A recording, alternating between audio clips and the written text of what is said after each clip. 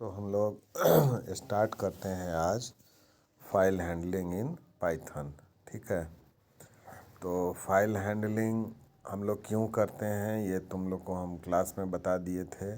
अपना डेटा को permanently store करने के लिए हम लोग फाइल हैंडलिंग करते हैं।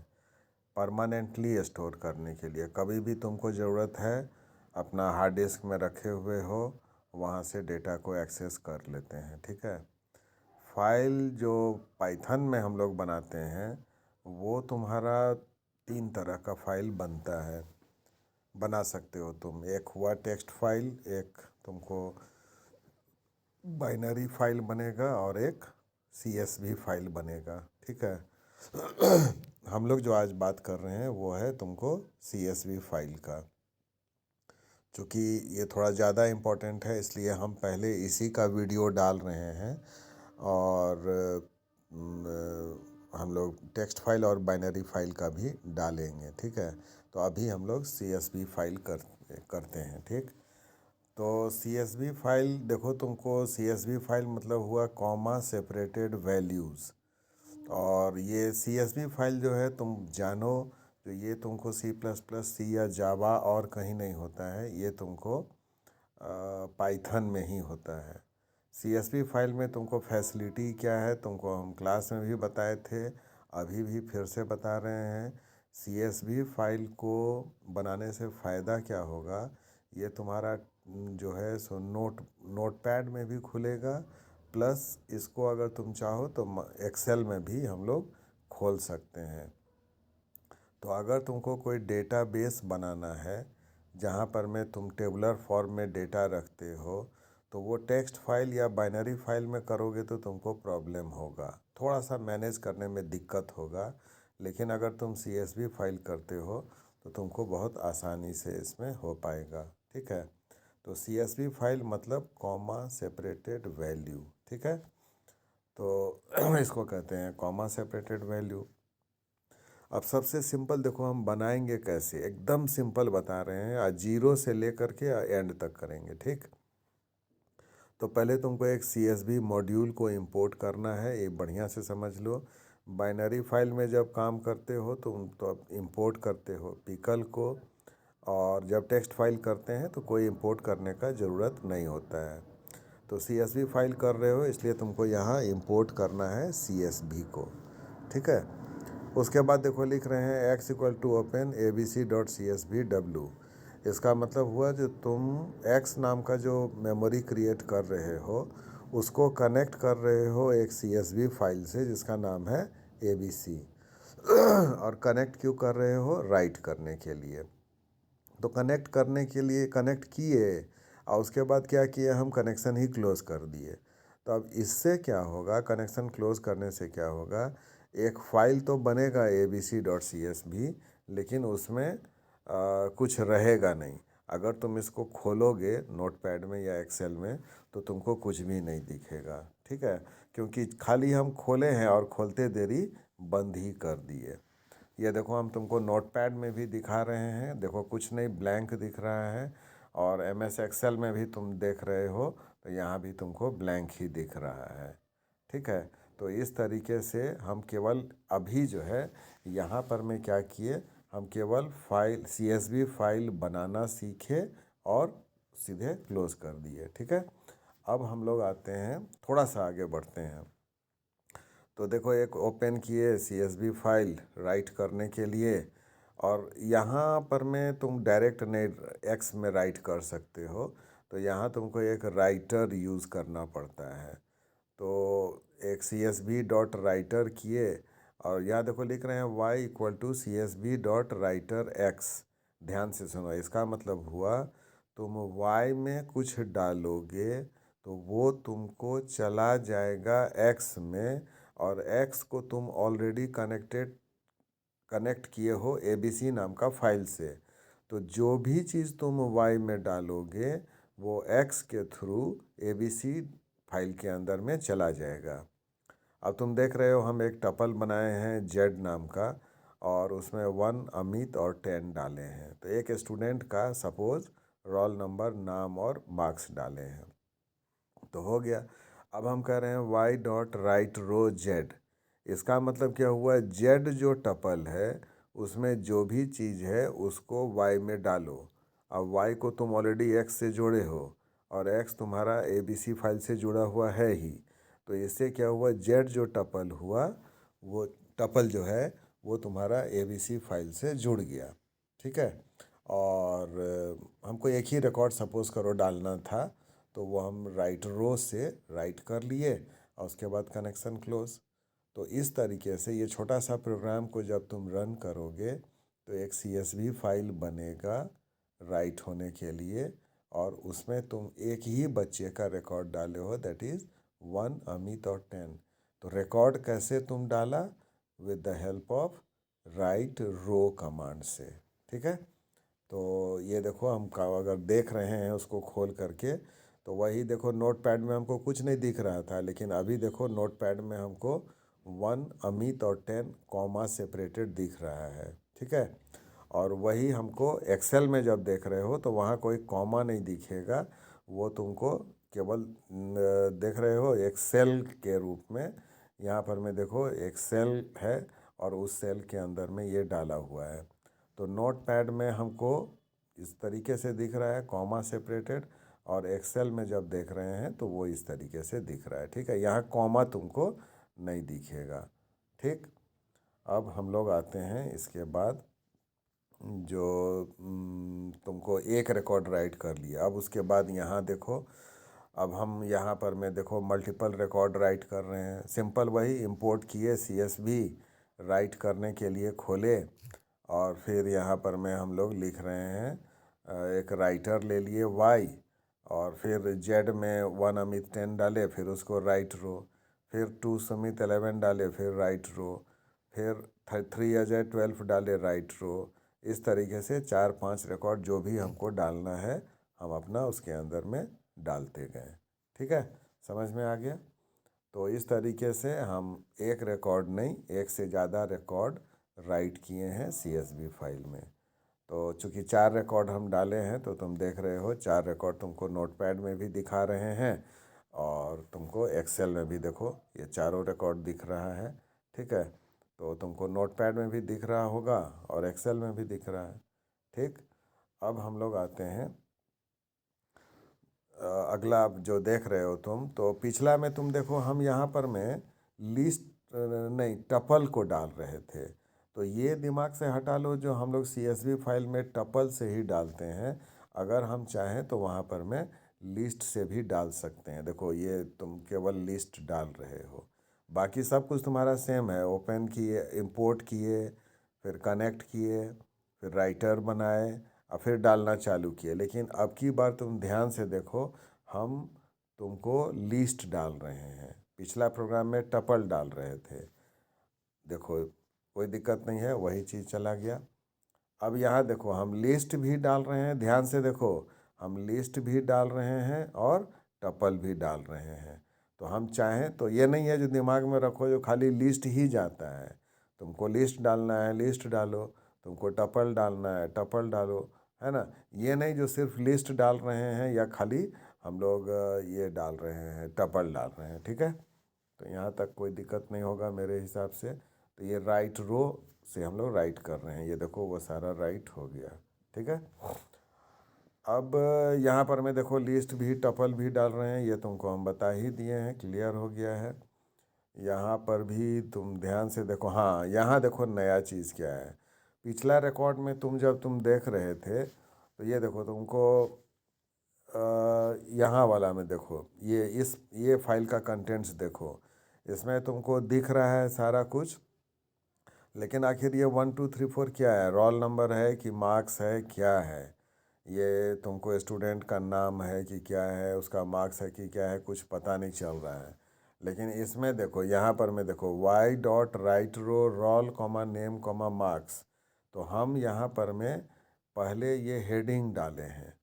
तो बाकी पिछले में नहीं ऐसा डाल रहे थे, इसमें हम पहले हेडिंग डाले हैं और तब रिकॉर्ड राइट करना चालू किए हैं। तो इससे थोड़ा सा क्या होगा, हमारा जो क्या बोलते हैं फाइल में जो स्टोर होगा तो वो थोड़ा ढंग का लगेगा। देखो इसमें तुमको हेडिंग भी आ रहा है रोल नेम मार्क्स, और तब डेटा आ रहा है। एक्सेल में भी अगर देख रहे हो तो ये देखो हेडिंग आ रहा है और उसके नीचे में रोल नेम मार्क्स आ रहा है, ठीक है। इसमें तुम एक प्रॉब्लम देख रहे हो, तो ये जो रोल नेम मार्क्स तुमको दिखा रहा है और उसके बाद फिर सारे बच्चे का दिखा रहा है, एक प्रॉब्लम तुमको दिख रहा होगा जो रिकॉर्ड के बीच में एक लाइन का गैप आ रहा है। 1 अमित 10 के बाद 2 सुमित 11 जो आ रहा है उसके बीच में देखो गैप आ रहा है और थोड़ा ज़्यादा गैप आ रहा है। तो अगर तुम चाहते हो जो ये गैप ना आए, ध्यान से सुनो, अगर तुम चाहते हो ये गैप आ रहा है तो तुमको दिक्कत नहीं है, तब तो ठीक है। लेकिन अगर तुमको लग रहा है नहीं हमको ये गैप नहीं चाहिए, तो तुम चाहो तो ये गैप को हटा भी सकते हो। उस केस में देखो हम यहाँ पर में क्या लिख रहे हैं, न्यू लाइन डाल रहे हैं। तो जब तुम ओपन कर रहे हो x=, ओपन abc.csv तब वहाँ देखो new line equal to quotes open किए और क्लोज किए। अगर इस तरीके से तुम लिखोगे new line equal to quotes open और क्लोज, तो इससे तुमको फ़ायदा क्या होगा, तुम जो रिकॉर्ड डालोगे ना तो उसमें एक रिकॉर्ड के बाद दूसरा रिकॉर्ड अलग अलग लाइन में आएगा, लेकिन गैप नहीं रहेगा। उतना सारा गैप जो रहता था ना वो नहीं आएगा। देखो यहाँ तुमको हम दिखा रहे हैं, देखना कोई गैप नहीं रहेगा। ये देखो 1 2 3 4 अमित सुमिता जय संजय, देख रहे हो ना, एक लाइन के बाद सीधे दूसरा लाइन में स्टार्ट हो गया, ये नहीं जो गैप हुआ। तो अगर तुम चाहते हो गैप ना हो तब तुमको ध्यान रखना है new line equal to space, इस तरीके से लिखना होगा, ठीक है। तो ये हो गया। अब यहाँ पर मैं, अब देख रहे हो ज़्यादा रिकॉर्ड डालना है तो वो तो संभव नहीं था, तो हम लोग क्या कर रहे हैं यहाँ लूप चला रहे हैं। अब देखो कितना बढ़िया चीज़ है, यहाँ एक लिस्ट हम ले लिए, एम्प्टी लिस्ट, फिर एक लूप चला दिए और हम क्या किए, फॉर जैसे लिख दिए फॉर m इन रेंज 3। तो जैसे ही हम फॉर m इन रेंज 3 लिख रहे हैं तो इसका मतलब क्या हुआ, ये लूप हमारा 3 बार चलेगा और बच्चे का हम रोल नंबर रखेंगे r में, नाम रखेंगे n में और उसका मार्क्स रखेंगे m में, और उसको जो लिस्ट हम एम्प्टी लिस्ट जो बनाए थे उसमें अपेंड कर लिए। तो एक बच्चे का चला गया, फिर दूसरे बच्चे का गया, फिर तीसरे बच्चे का गया, इस तरीके से हमारे लिस्ट में टोटल 3 बच्चे का गया। जब हम ये लिस्ट में डाल लिए तब लिस्ट से जब हम बाहर निकले, लूप से जब हम बाहर निकले तो एक बार में ही y.write_rows किए। अभी तक हम लोग, ध्यान दो, अभी तक हम लोग राइट रो करते थे। तो राइट रो जब करोगे तो एक लिस्ट राइट होगा, और जब राइट रोज करोगे तो एक से ज़्यादा तुमको, सॉरी मतलब नेस्टेड लिस्ट तुमको चला जाएगा। तो अगर एक लिस्ट के अंदर में लिस्ट डाले हो, मतलब कहने का मतलब अगर ज़्यादा बच्चा का डिटेल डाले हो और सारे बच्चे का डिटेल को अगर एक ही बार में डालना चाहते हो, तब हम राइट रो नहीं करके बेटर होगा राइट रोज करेंगे। तो अभी तक 2 तरीके से हम लोग फाइल के अंदर में डाले हैं, एक राइट रो करोगे तो एक रिकॉर्ड जाएगा, और राइट रोज करोगे तो तुमको एक से ज़्यादा रिकॉर्ड एक ही बार में चला जाएगा, ठीक है। अब इसके बाद तुमको आता है रीडिंग, तो किसी फाइल से रीड कैसे करेंगे, CSV फाइल से। तो रीडिंग जब करोगे तो सिंपल ये भी वही है, इंपोर्ट करोगे CSV, उसके बाद यहाँ देखो हम लोग रीड मोड में खोल रहे हैं, R लिख रहे हैं, मतलब तुम ओपन कर रहे हो फाइल को पढ़ने के लिए। रीडर तुमको वहाँ यहाँ तुम लिखेंगे y=csv.reader। अब जब लिखना था तो तुमको याद करो, उस केस में हम लोग राइटर लिखते थे, देख रहे हो, राइटर लिखते थे। लेकिन अब तो तुम पढ़ने के लिए खोल रहे हो तो यहाँ पर मैं रीडर यूज़ करेंगे। अब उसके बाद देखो लिख रहे हैं फॉर z इन y। अब देखो ABC का कंटेंट्स तुमको आ गया है x में, और जब y=csv.reader लिखे तो x का कंटेंट्स चला गया y में। अब फॉर z इन y जो लिखे तो z क्या करेगा, y से एक एक रिकॉर्ड लेगा। तो सपोज़ करो तुम 15 बच्चे का डिटेल डाले हो, तो फॉर z इन y जो लिखे हो तो इसमें पहला बच्चा का रिकॉर्ड आएगा, फिर उसको दिखाएंगे, फिर दूसरा बच्चा का रिकॉर्ड आएगा, फिर उसको दिखाएंगे। इस तरीके से सारे बच्चे का रिकॉर्ड हम दिखा देंगे। तो ये हुआ टेक्निक किसी फाइल CSV फाइल से पढ़ेंगे कैसे, ठीक है। तो लिखेंगे उस केस में तुमको CSV.writer और पढ़ोगे तो CSV.reader, ये ध्यान देना। लिखने के लिए दो तरीका बताए थे, एक राइट रो और एक राइट रोज। पढ़ने के लिए तो रीड रोज ऐसा कुछ नहीं होता है, ध्यान देना। लिखने के लिए राइट रो राइट रोज, लेकिन पढ़ने के लिए रीड रो या इस तरह का नहीं होता है। ये तुमको लूप चला करके ही करना होगा, ठीक। तो यहाँ पर मैं देखो कंटेंट्स दिखा रहे हैं, ये तुमको ना नोट पैड में दिखा रहे हैं ना एक्सेल में, ये तुमको डायरेक्ट थ्रू प्रोग्रामिंग दिखा रहे हैं। अब देखो इस तरीके से देख रहे हो तो थोड़ा सा दिखने में अच्छा नहीं लग रहा है। तुम एक लिस्ट जैसा दिख रहे हो, सब में कोट्स वगैरह सब डाला हुआ है, वो नहीं है, थोड़ा प्रॉपर चाहिए। तो देखो हम इस तरीके से लिखेंगे, रीडर कर लिए फॉर Z in Y। अब Z का 0 को देख रहे हैं, फिर Z का 1, Z का 2। अब देखो जब ये प्रोग्राम हम लिखे थे, ध्यान से देखो इस प्रोग्राम को देखो, जब ये प्रोग्राम लिखे थे तब आउटपुट आया ये, ठीक है। ध्यान देना, ये प्रोग्राम अब लिखे हैं तो इसमें अलग अलग से दिखा रहे हैं, Z0, Z1, Z2। अब यहाँ का कंटेंट्स देखो क्या मस्त आ रहा है। तो ये तुमको अच्छा दिखेगा, ये आउटपुट और ये आउटपुट में तुम डिफरेंस समझ रहे हो बढ़िया से, ठीक है। तो इस तरीके से हम लोग प्रॉपर वे में देखेंगे। अब यहाँ पर मैं देखो जैसे मान लो लिख दिए जो रीडिंग सेलेक्टेड रिकॉर्ड, सारे बच्चे का नहीं देखना है। तो जिसका मार्क्स कुछ आया, जैसे मान लो हम लिख दिए इंटर करो मार्क्स, तो स्टूडेंट अपना मार्क्स डालेगा। तो जो भी मार्क्स है वो मार्क्स अगर Z2 के बराबर होगा, देख रहे हो Z2 = A लिख रहे हैं, तो अगर उसका मार्क्स जो तुम खोज रहे हो वो मैच करेगा तब दिखाएंगे, नहीं मैच करेगा तो नहीं दिखाएंगे। मतलब यहाँ हम एक फाइल का कंटेंट्स को दिखा जो रहे हैं सो टर्म्स एंड कंडीशन के हिसाब से। और पिछला वाला में क्या था, कुछ टर्म एंड कंडीशन नहीं था, सारा रिकॉर्ड दिखा रहे हैं। फॉर Z in Y किए पूरा दिखा दिए, लेकिन यहाँ पर में शो नहीं है, देख रहे हो कंडीशन दिए हैं। If Z2 = A, in that case you have to print, otherwise we can go to next record, ठीक है, कोई दिक्कत नहीं है। अब हम लोग आते हैं नेक्स्ट में।